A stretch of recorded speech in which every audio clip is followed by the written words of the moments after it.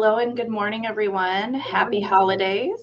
My name is Amanda, and I am the Community Outreach Coordinator here at the Missouri Poison Center.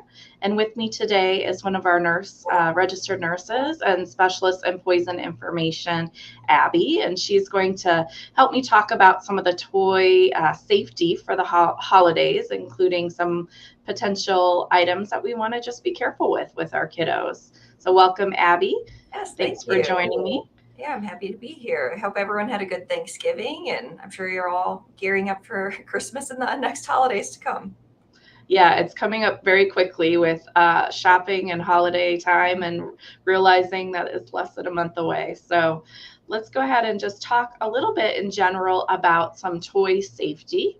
Of course, we all know that there are certain age appropriate toys for our kiddos as they age, and there are things that can be dangerous to them as well. And so the U.S. Consumer Product Safety Commission estimates that over 200,000 toy related injuries were treated in U.S. hospitals. And this was from 2021. And probably not surprising if you have boys. I have two myself, and I know Abby does as Yes. well. That males account for 58% of these toy related injuries. They just have a different, maybe a different vibe to them than little girls sometimes. And 74% were for children under 14. And many of these were also for younger children, say under 4 years or younger.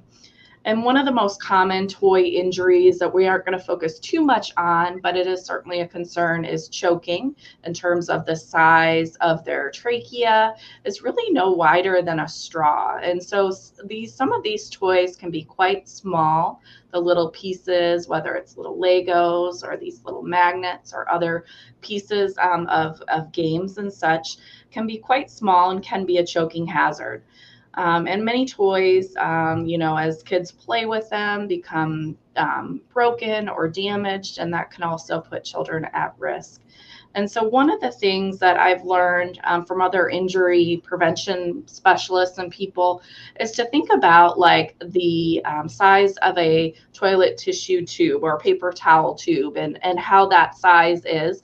And so, if there's anything smaller that could actually fit through that tube, it really shouldn't be given to a child under 6 years of age. It's sort of just like a visual to say that this toy is too small. It's something we should consider as they get a little older. And then just why kids under 5, 6 are at risk is because they're really, they're curious. Excuse me, we're going to switch that back. They're curious. They explore the world with their senses and they imitate adults and others, and they put their hands in their mouth a whole lot, especially in those younger years. So they are more at risk for poisoning and injury from certain things like toys. So I'm going to let Abby kick it off with some of these specific topics. Yeah. So we're going to talk about disc batteries, which are found in a lot of children's toys and other things. So disc batteries are basically those small, flat, round batteries. They can be found in items like cameras, remote control toys, handheld gaming systems, calculators, watches, even hearing aids. These can be a big problem for young children. Uh, the main problems are, well, they can cause three different injuries basically when they're swallowed by a young child.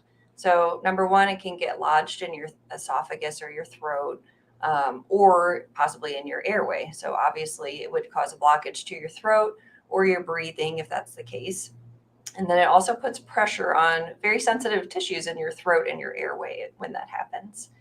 So, in addition to getting lodged and causing a blockage, it can also cause a burn by forming an electric current in the narrow space. The two poles on a disc battery are actually pretty close together compared to like a AAA battery, for example. So, they are much more likely to cause burn injuries if they're swallowed. And these burns can happen rapidly in as little as 2 hours. So, if that happens, it can be serious or even life threatening. And then finally, the battery contents themselves can leak onto tissues, like in the stomach, and cause an additional burn risk lower down the GI tract as well. And these tend to be found in a lot of toys, but I brought this example because it's a Halloween toy that was gotten trick or treating, and it's really cute. It's like a little bat ring. But the problem is this contains disc batteries, and it's very, very easy to open. It just pops off. And then you can see how tiny, hopefully you can see how tiny those little batteries are. It'd be very easy for a child to just grab these out or have them fall out if they drop it. And as you know, little kids love putting things in their mouth. So something like this can be very high risk for young children. So the next type of product we're going to be talking about are art supplies. Overall, art supplies are a great gift for children because most of these supplies contain non-toxic or low-risk substances. It would only cause minor issues if a child was exposed to it. So you can get peace of mind when you buy art supplies if you look for the ACMI or the Art and Creative Materials Institute seal. So that you can see an example up here, the ACMI AP seal or the CL seal. If it has the AP seal, it stands for approved product, which means it's been certified as non-toxic. And products with the AP seal do not have any materials in large enough quantities to cause any short-term or long-term health problems. So these are often found on products like children's toys or markers or watercolor paints. So pretty much all children's art supplies fall into that category. And then if the product has a CL seal, which stands for cautionary labeling, that means it's safe if it's used according to the directions, but may cause harm if used improperly. So for example, if a child swallows it, could cause some issues. But this usually is used for products like glazes, spray paints, or rubber cement. So still can be used with supervision, but a little more risk than the products with an AP seal. And then the ACMI recommends that children in grade 6 or lower should not use the products with the CL seal. Okay, magnet toys. So these are very popular toys too. Super strong magnets can be found in a lot of toy building sets.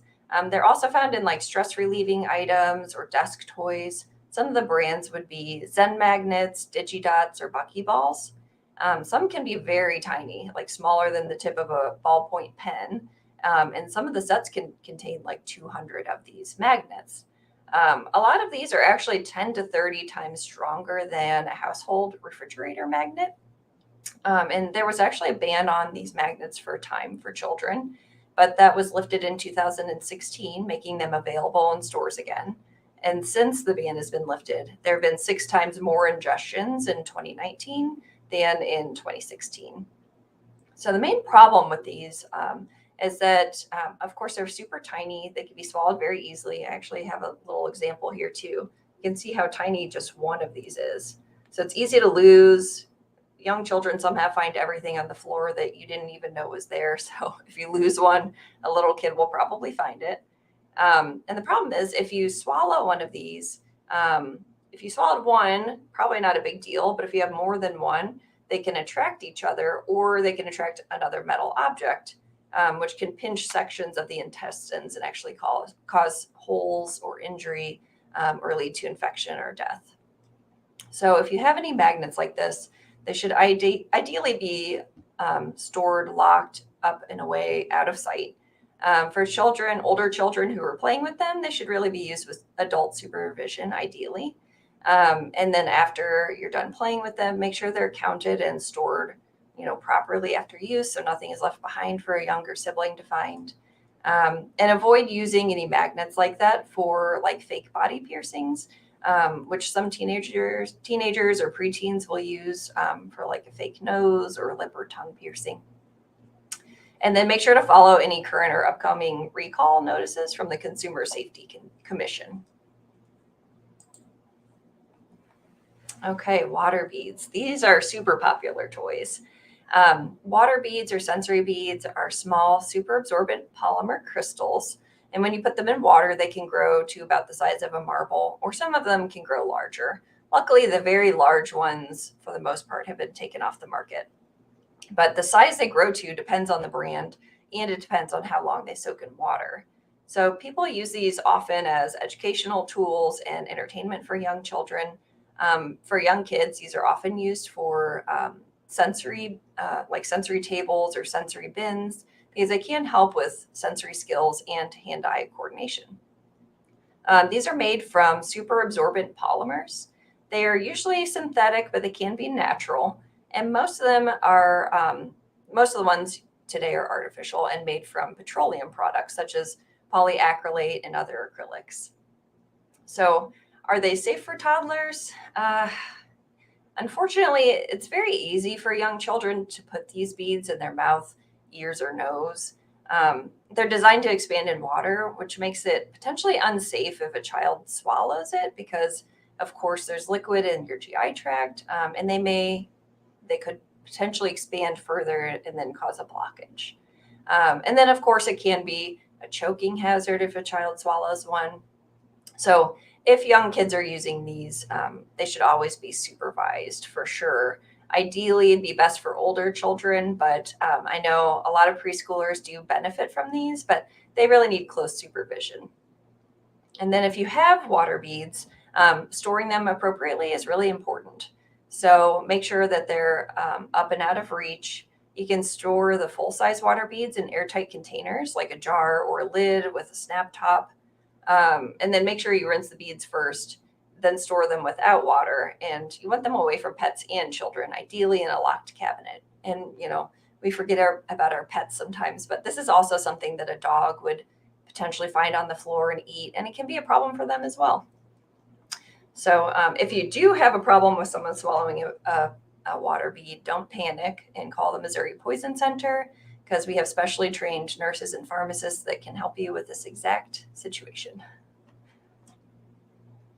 And then the last type of toy I'm going to talk about today are these squishy toys or sensory balls, because these are super, super popular as well. So they have a really fun, tactile feel, and they can be really good for helping kids focus. I know some teachers even use them in schools, kind of as a fidget toy. They can be used to relieve stress. They feel really fun if you've ever, seen one or had a child with one. They come in a huge variety of colors and themes. There's even ones that are scented, some that actually look like food products. You can see in this picture we have ice cream and cake.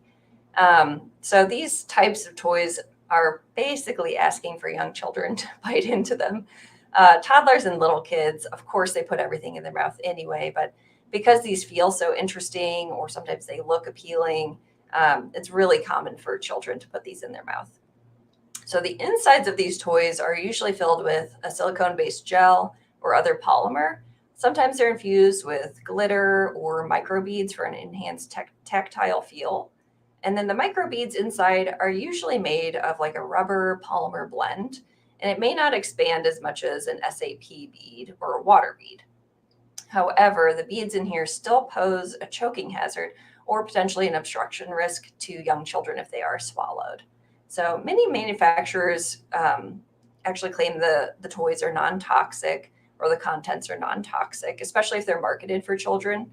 But that being said, the contents can still stain clothing or potentially be harmful if they're swallowed. Ideally, these toys should only be given to children over age 6. And they really do need a lot of close supervision. We get a lot of calls about toddlers biting into these. So it's a very common issue that we have now. All right.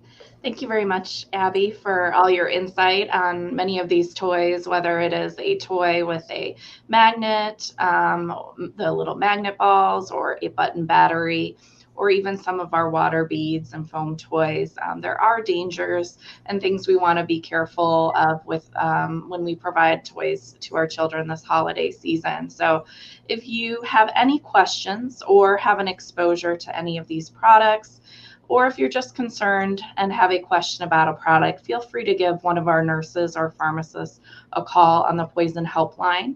And better yet, save the phone number in your cell phone right now, 1-800-222-1222. And if you have that number on hand, it'll just help reduce that holiday stress if something does happen on one of your holiday mornings or post-holiday, you'll have the phone number right in your cell phone and won't have to be searching for it. Just give us a call. We're available 24 hours a day, 7 days a week, 365 days a year. So we're always open for you and your family this holiday season. So Yes. thanks again, Abby. We appreciate your insight. Yes, thank you. I hope everybody has a happy and safe holiday. Thanks, guys.